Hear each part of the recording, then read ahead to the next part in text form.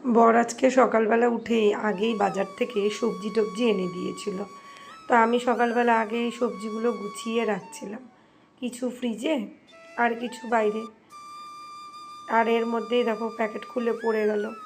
যাই হোক, আবার সব কিছু গুছিয়ে এই গাজর, টমেটো, শসা, যেই সবজিগুলো ফ্রিজে রাখার ওগুলো ফ্রিজে রেখে দিচ্ছি। আর বাকি শুকনো সবজি যেমন আলু, পেঁয়াজ, ওগুলো আবার আমি বাইরেই রাখি। অনেকে ফ্রিজের নিচেও স্টোর করে, কিন্তু আমার আলাদা ঝুড়ি আছে পেঁয়াজ রসুনের, ওটা আলাদা ঝুড়ি থাকে, কেননা নিরামিষ আমিষের দিনে আবার আলাদাভাবে ব্যবহার করতে হয়। তো ওই জন্যই আর কি আমি ঝুড়িতেই রাখাটা বেশি পছন্দ করি। এখানে আবার একটু ফলও নিয়ে এসেছিলো। এখন তো আমাদের যে আগে আমরা হিমসাগর আমগুলো খাচ্ছিলাম, সেই আমগুলো তো এখন বর্ষার মধ্যে আর পাওয়া যায় না।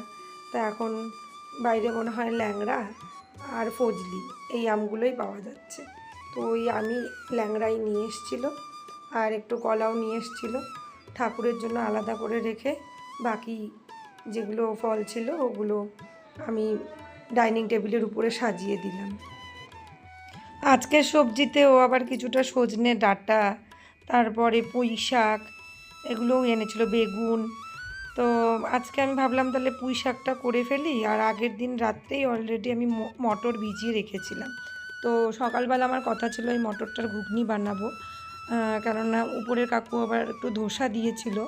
তো ওই ধোসাটা সকালবেলা খাওয়া হলো, তো ওই ধোসার সাথে ভাবলাম একটু গরম গরম মটরের ঘুগনি করে দিই। তো এখানে আমি পুঁই শাকগুলো কেটে রেডি করে নিচ্ছি।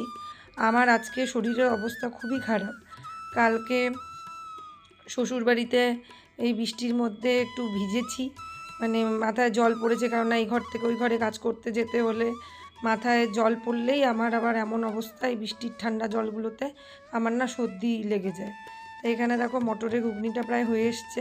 আমি একটু মটরের ঘুগনির টেস্ট বাড়ানোর জন্য লাস্টে একটু ওই চানা মশলা আর একটু বাটার দিই, এতে না বেশ টেস্টটা খুব ভালো আসে, আর ঘুগনির সুন্দর একটা গন্ধও বেরোয়। তো এইরকম একটু পাতলা পাতলা করে ঘুগনিটা করেছিলাম দোকানের মতো করে, ওটা দিয়ে এই ধোসাটা খেতে বেশ ভালো লাগবে। আর সকালের খাবারটা দেখো বরকে রেডি করে দিলাম।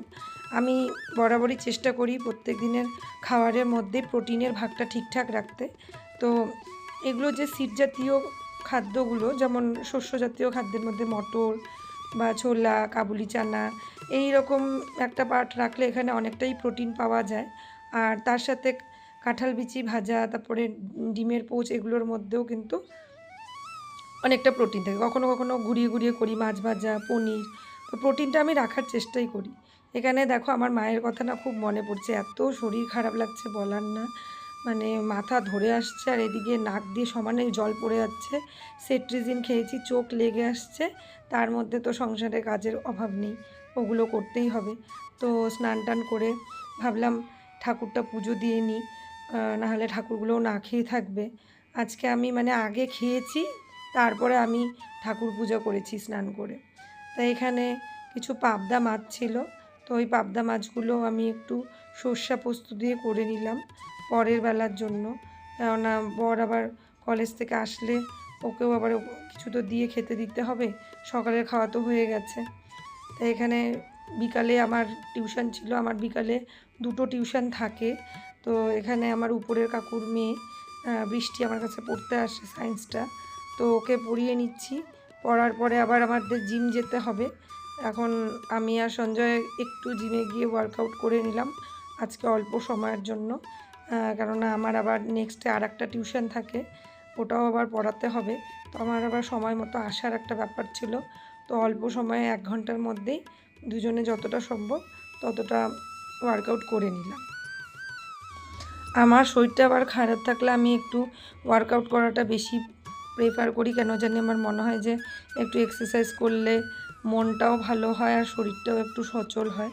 তো সারাদিনে যেহেতু ঘরের কাজের মধ্যে সেরকম ফিজিক্যাল অ্যাক্টিভিটিটা ঠিকঠাক হয় না, মানে মানসিক শান্তিমূলক কাজকর্ম তো হয় না, ওর জন্য একটু জিমে গেলে একটু এক্সারসাইজটা ঠিকঠাক হলে আর কি মনেরও একটা শান্তি থাকে। তো ওর জন্যই আমি যাওয়াটা প্রেফার করি। এখন জিম থেকে এসেই আবার আমার অনলাইন ক্লাসের টাইমিং হয়ে গেছে, তো ওখানেই আর কি বসে পড়ছি ক্লাস শুরু করার জন্য। তা আজকের ভিডিওটা এই অবধি করলাম। কেমন লাগলো তোমাদের জানাবে অবশ্যই। ভালো লাগলে কমেন্টে অবশ্যই জানাবে। তোমাদের এই ভালোবাসাগুলো আমার কাছে অনেক দামি।